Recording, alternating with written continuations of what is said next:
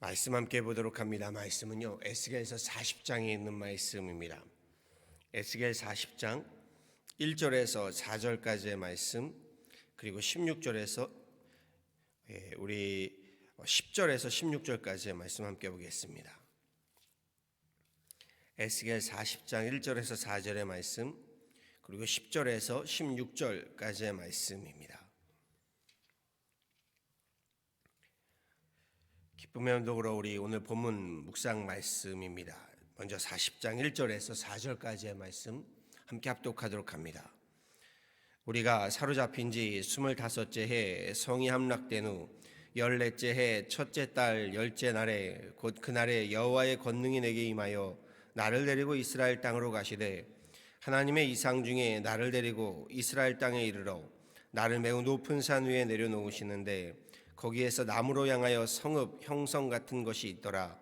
나를 데리시고 거기에 이르시니 모양이 놋같이 빛난 사람 하나가 손에 삼줄과 측량하는 장대를 가지고 문에 서 있더니 그 사람이 내게 이르되 인자야 내가 내게 보이는 그것을 눈으로 보고 귀로 들으며 내 마음으로 생각할지어다. 내가 이것을 내게 보이려고 이리로 데리고 왔나니 너는 본 것을 다 이스라엘 족속에게 전할지어다 하더라. 아멘. 우리 10절부터 16절까지 말씀도 함께 합독합니다. 그 동문간의 문지기 방은 왼쪽에 셋이 있고 오른쪽에 셋이 있으니 그 셋이 각각 같은 크기요 그 좌우편 벽도 다 같은 크기며 또 그 문 통로를 측량하니 너비가 10척이요 길이가 13척이며 방 앞에 칸막이 벽이 있는데 이쪽 칸막이 벽도 한 척이요 저쪽 칸막이 벽도 한 척이며 그 방은 이쪽도 6척이요 저쪽도 6척이며 그가 그 문간을 측량하니 이 방 지붕가에서 저 방 지붕가까지 너비가 25척인데 방문은 서로 반대되었으며 그가 또 현관을 측량하니 너비가 20척이요 현관 사방에 뜰이 있으며 바깥문 통로에서부터 안문 현관까지 50척이며 문지기 방에는 각각 닫힌 창이 있고 문 안 좌우편에 있는 벽 사이에도 창이 있고 그 현관도 그러하고 그 창은 안 좌우편으로 벌려 있으며 강문 벽 위에는 종려나무를 새겼더라. 아멘.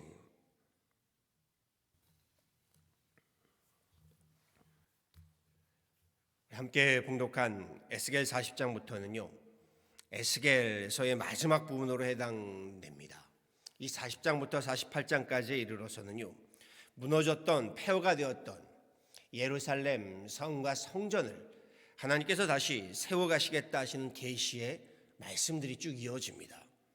40장부터 우리 마지막 48장까지의 이 예루살렘 성과 성전이 다시 세워지는 것에 대한 내용은요, 크게 6개의 부분으로 나눌 수 있는데요. 그 가운데 오늘 본문은 예루살렘 성의 큰 동문과 그 성벽을 따라서 있는 여러 건물들, 뜰에 대한 계시의 말씀들이 이어지고 있습니다. 계시의 말씀 1절 시작에 이렇게 시작하죠. 에스겔이 우리가 사로잡힌 지 25째 해 성이 함락된 후 14째 해라고 했습니다. 예루살렘 성이 함락된 지는 14째 14년이 되었다라고 했고요. 포로로 잡혀온 지는 25년이 되는 해다라고 말하고 있는 것이요. 14년 그리고 25년이라면요. 짧지 않은 시간이시요.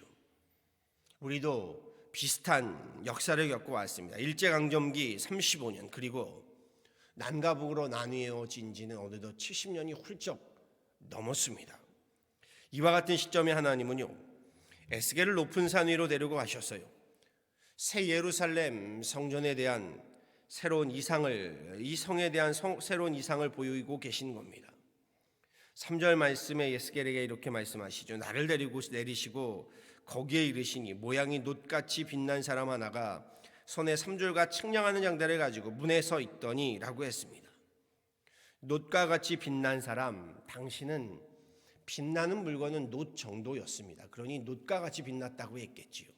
지금 같았으면 백금과 같이 또는 다이아몬드와 같이 빛났겠다라고 했겠지만 당신은 놋 정도가 가장 빛나는 물건이었음을 보게 됩니다.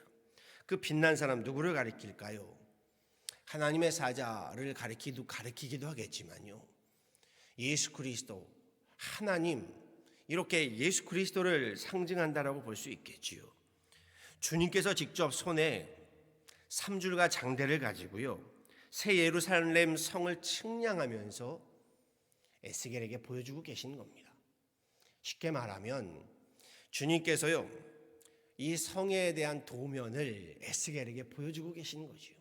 직접 측량해 가시면서요.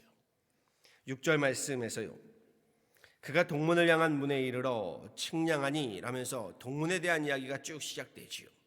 그리고 우리가 읽었던 말씀 뒷부분에 가서는 자세하게 여러 문들에 대한 내용들이, 그쪽에 관련된, 동쪽에 관련된 건물들에 대한 이야기가 쭉 나옵니다. 동쪽을 향한 문부터 측량하기 시작해 가시는데요, 우리 동쪽 왜 그런지 아실 겁니다.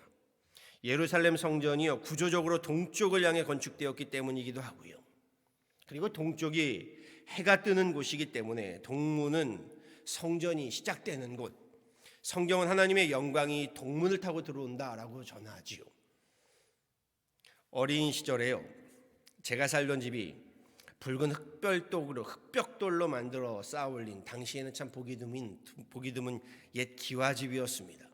산 중턱에 위치해 있어서요, 당시에는 겨울이면 아궁이에 장작불을 피워야 했고요, 연탄불, 부뚜막 가마솥에 아시죠? 물을 이렇게 올려놓고요, 겨울에는 그 물로 그나마 식구들이 함께 씻었습니다.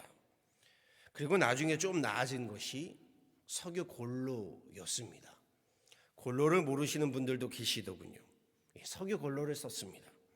저와 비슷한 연배 되시는 분들 가운데는요, 그런 집에서 살았던 사람이 거의 없었을 겁니다. 친구들 집에 놀러 가 보면요, 보일러가 있었고요, 그러니 기본적으로 수도를 트면 더운 물이 콸콸 나왔고요, 가스레인지가 있는 집, 세탁기가 있는 집, 심지어는요, 화장실이 집안에 붙어있는 수세식 화장실을 가지고 있는 친구들 집이 대부분이었습니다. 모를 때는 몰랐는데요, 친구 집에 놀러 가보니요, 우리 집이 한참 시대에 뒤떨어진 것을 알게 되었고요, 그러다 보니 불편하기도 하고 창피하기도 하고 친구들이 집에 놀러 온다는 걸 한사코 만류했던 기억이 납니다. 그러던 중에요, 아버지가 옛집을 허물고 새집을 짓겠다라는 공표를 하셨습니다. 그게 제가 고등학교 때쯤으로 기억합니다. 언제 시작할런지는 모르지만 새집을 짓겠다는 말이 얼마나 기쁘고 기대가 되던지요, 새집만 생각하면 하루하루가 즐겁고 행복했습니다. 그러고도 사실 3년, 4년이 지났습니다.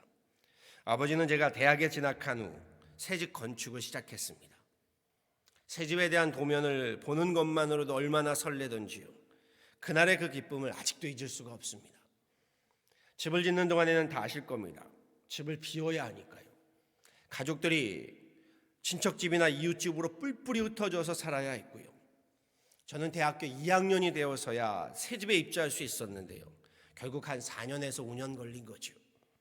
그 정도 고생은요, 새집에 대한 기쁨과 기대에 비하면 얼마든지 감당할 수 있는 일이었습니다. 집을 짓는 동안에 아버지와 제가요, 그냥 감사하고 기쁘고 즐거운 마음으로 함께 일꾼과 같이 함께 집을 짓습니다. 벽돌을 나르고 시멘트를 나르고, 일꾼들이 그냥 하지 말라고 하는데도 저와 아버지가 그 감사함으로 기쁨으로 함께 집을 지었습니다. 새 집이 완성돼서 입주하던 날에요, 정말 꿈인지 생시인지 집안 곳곳을 다녀보면서요, 이 방도 누워보고 저 방도 누워보고, 더운 물 나오는지 물도 틀어보고 가스물도 틀어보고, 그날의 그 감격을요, 지금도 잊을 수가 없습니다. 정말 흑벽돌집에서 그런 뭐라 그러나요? 양식이라고 그러나요? 새롭게 지어진 집이 얼마나 감사하던지요. 오늘 본문을 말씀을 묵상하면서요, 새 예루살렘 성전 재건에 대한 이 사항을 보며 에스겔이 얼마나 기뻐했을까, 얼마나 감격했을까 눈에 선합니다. 성전 무너졌고 자신은 포로 신세로 전락되었고, 하루에도 수많은 이들이 고된 노예의 생활로 노동과 고난과 고통에 시달리면서 죽어가는 에스겔의 그 메마른 골짜기를 살아가는, 그렇게 25년을 살았습니다. 그런데 마침내 조국의 해방과 예루살렘 성전 재건이라는 계시의 말씀이 에스겔에게 들리고 보이는 겁니다. 그러니 이는 에스겔 혼자만의 희망을 넘어서요, 이스라엘 백성들 전체의 생명의 빛이 되었을 것임에 틀림없습니다. 에스겔이 얼마나 기쁜 마음으로 이 말씀을 기록했을까.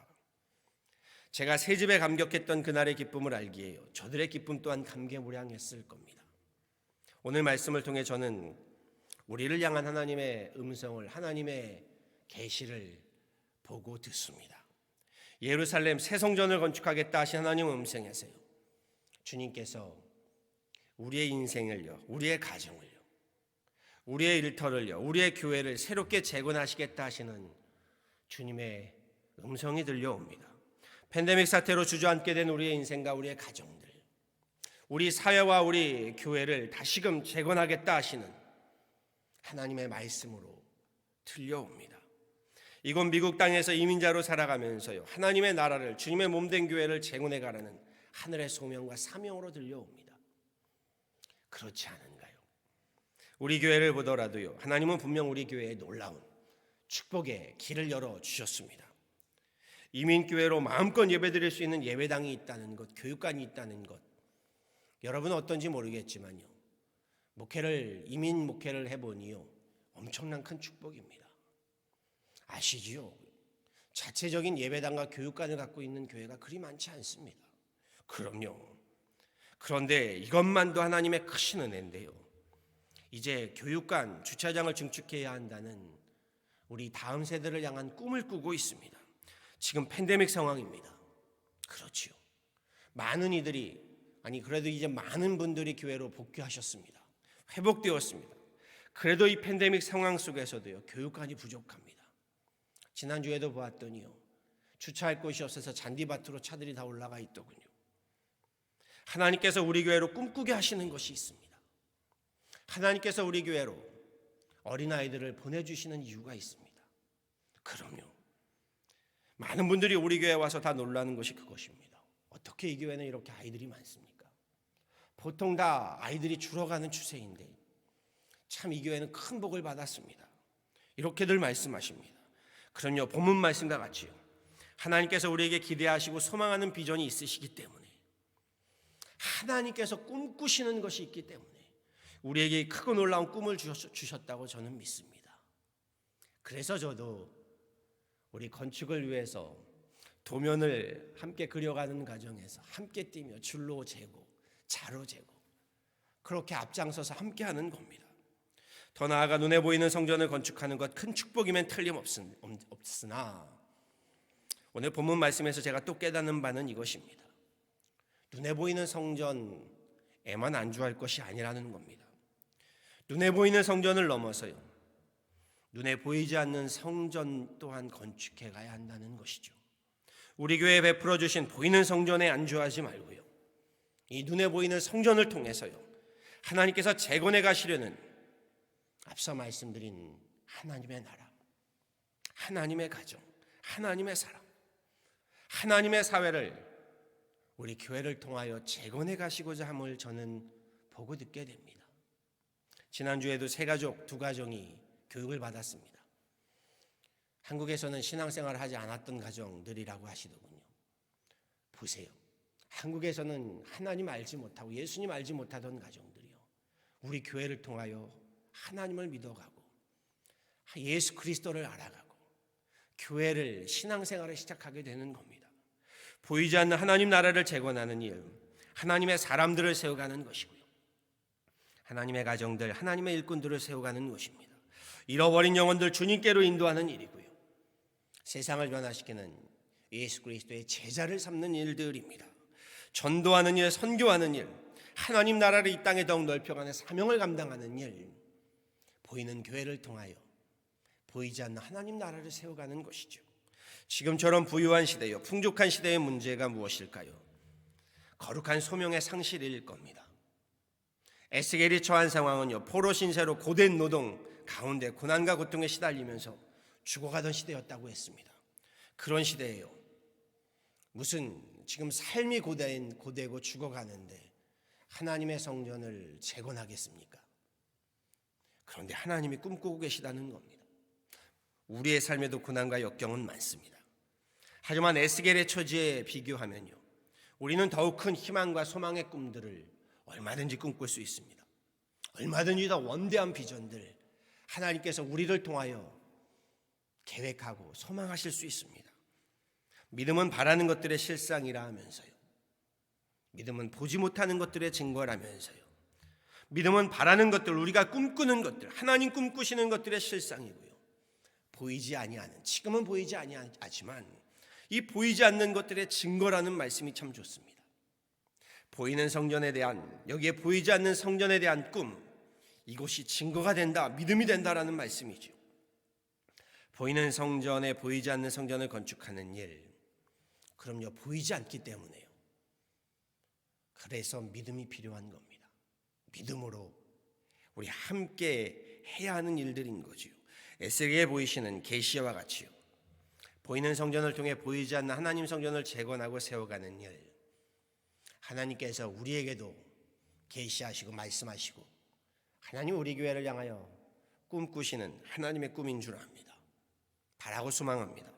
성전을 재건하시고자 하신 하나님 꿈에요, 우리 함께 믿음으로 동참하셔서요, 보이는 교회로부터요, 보이지 않는 하나님 나라를 함께 세워가는 이 시대에, 이 팬데믹 시대에 에스겔과 같은 하나님의 사람들 다 되실 수 있기를요, 우리 주 예수 그리스도의 이름으로 간절히 축원합니다. 아멘. 함께 기도하도록 하시죠. 참 좋으신 하나님, 오늘도 이 새벽에 주님 앞에 새벽을 깨어가며 함께 예배하며 기도하며 찬양합니다. 새벽에 하나님 도우시는 주님, 어둠이 물러가고 새로운 새날의 새빛이 밝아오는 이 새벽에 주님의 하나님 그 역사하심을 우리 함께 보게 됩니다. 오늘 말씀에서도 하나님 새로운 빛이, 그 해가 떠오르는 동문에서부터, 주님의 영광이 임하는 동문에서부터 하나님 나라, 하나님의 성전을 재건해가는, 다시금 하나님의 성전을 세워가려고 하는 하나님의 꿈을 에스겔에게 보이시고 계심을 봅니다. 현실을 보면 불가능합니다. 포로로 잡혀 있고 나라와 하나님 성전은 모두 무너지고 패망했습니다. 그런데 주님께서 에스겔을 통하여 하나님의 계획을, 하나님의 계시를, 하나님의 꿈을 말씀하십니다. 에스겔이 하나님의 꿈을 보며 기록한 오늘의 이 말씀이 우리에게도 하나님 큰 도전이 되고 하나님 감동이 되고 감화가 됩니다. 주님께서 우리에게 주시는 그 놀라운 축복들, 또한 하나님 주님께서 우리를 통하여 꿈꾸시는 하나님 나라의 꿈을 우리도 함께 꿈꾸며 함께 만들어가게 하여 주옵소서. 주님, 이 꿈을 위하여 우리에게 주시는 축복이요 계시의 말씀인 줄 압니다. 현실을 보면, 상황을 보면 지금의 이 팬데믹 상황에 앞이 보이지 않고 앞길이 보이지 않지만 하나님, 우리도 이 길들을 믿음으로 한 걸음 한 걸음 나아갈 때에 주님께서 그 걸음 한 걸음 한 걸음 함께 하여 주셔서 우리 이스라엘 백성들 가나안 땅에 이르기까지 수백 년 수십 년이 걸렸지만 하나님 그 길을 한 걸음 한 걸음 걸어가며 마침내는 가나안 땅에 이른 것처럼 우리도 이 걸음을 한 걸음 한 걸음 나아갈 때에 마침내는 하나님께서 우리를 향한 그 놀라운 하늘의 그 꿈들을 함께 이루어가는 그런 놀라운 역사의 날을 허락하여 주옵소서.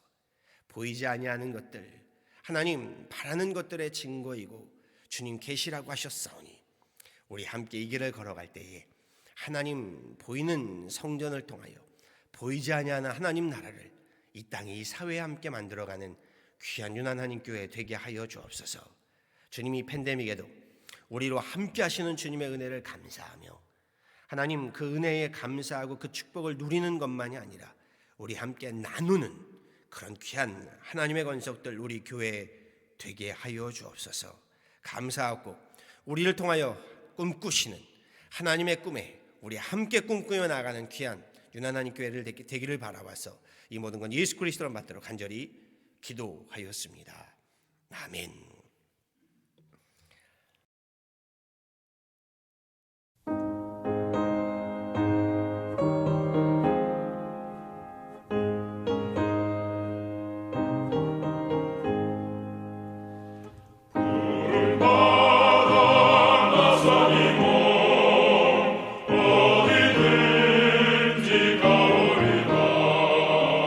외로우나 즐거우나